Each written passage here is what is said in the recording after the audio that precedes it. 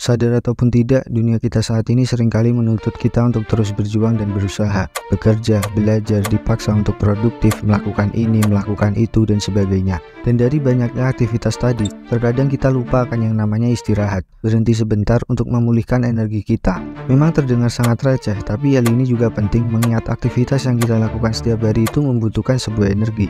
Dan seperti yang kita tahu, jika energi ini terkuras habis sebelum kita isi ulang, akibatnya aktivitas yang kita lakukan tidak berjalan dengan lancar. Bisa susah fokus, kerjaan gak selesai-selesai, gampang emosi, tubuh lemas, gak ada semangat, seharian ngantuk, otak nge-lag, gak bisa mikir, dan sebagainya.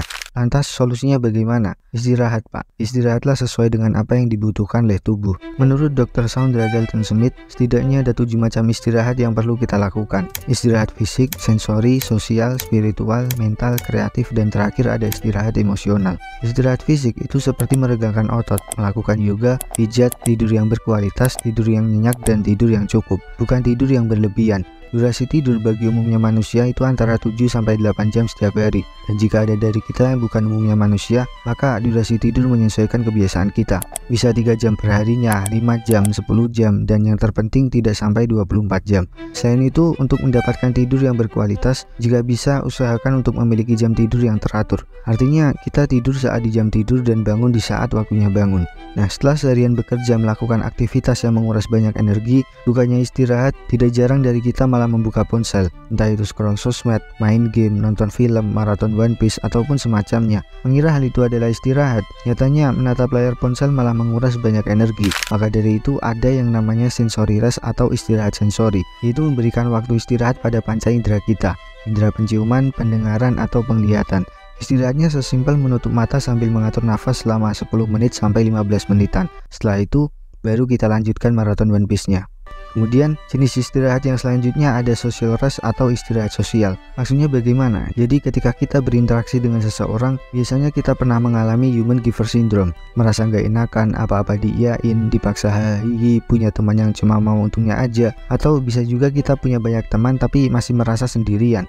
Nah, jika salah satu dari hal itu kalian alami, maka selamat karena kalian sudah terkena sindrom ini. Solusinya bagaimana? Solusinya kita perlu punya circle pertemanan di mana tidak ada topeng di antara kita. Pertemanan yang di sana kita bisa menunjukkan wujud asli kita tanpa adanya rasa sungkan atau gak enakan. Sebuah pertemanan yang membuat kita menjadi diri kita sendiri. Atau jika kita punya teman yang selalu membuat kita happy, maka social rest terbaik adalah bertemu dengan mereka. Lanjut, mental rest. Diputusin pacar, dimarahi atasan, tekanan orang tua, banyak hutang, overthinking, gak ada perkembangan hidup ataupun semacamnya seringkali mengacaukan mental kita.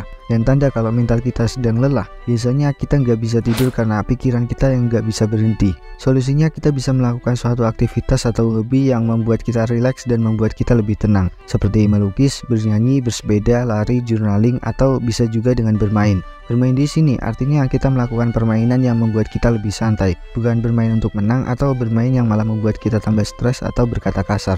Selanjutnya ada spiritual rest, yaitu jenis istirahat yang perlu dilakukan saat munculnya perasaan kosong, merasakan kehampaan, tidak tahu makna hidup yang dijalani ataupun semacamnya. Bentuk istirahatnya kita bisa melakukan aktivitas yang bermanfaat bagi orang lain, entah itu menjadi sukarelawan, galang donasi, membantu orang-orang yang membutuhkan, dan sebagainya. Dan yang paling powerful dari istirahat spiritual ini tidak lain adalah dengan cara beribadah. Mengapa? Karena terkadang kita lupa bahwa selain memiliki hubungan yang baik dengan sesama manusia, kita juga perlu memperbaiki hubungan kita dengan penciptanya. Dan mungkin ini akan kita bahas lebih dalam di seni beribadah.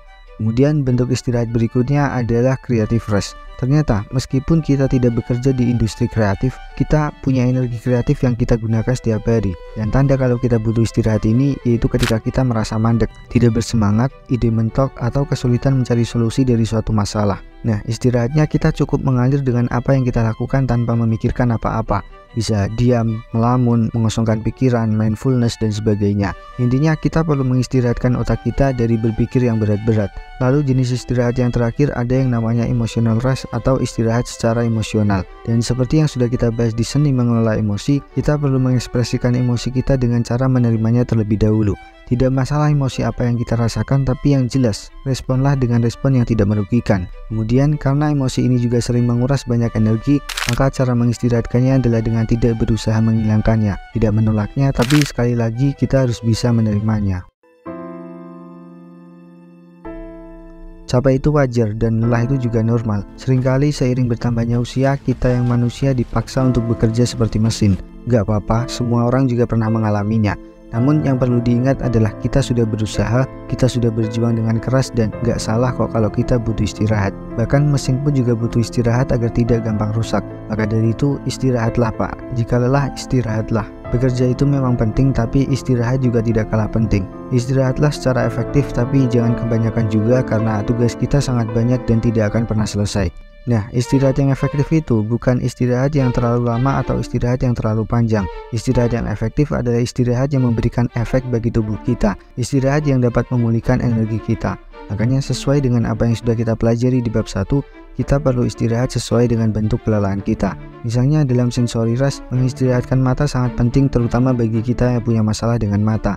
Saat kita terkena paparan dari layar smartphone, komputer, laptop, TV, atau bahkan cahaya lampu yang terlalu terang, hal itu sudah sangat menguras energi. Oleh karenanya, di sini dopamin detox juga diperlukan untuk mengontrol smartphone dengan baik, karena membatasi penggunaan ponsel juga termasuk sensory rest atau istirahat sensori.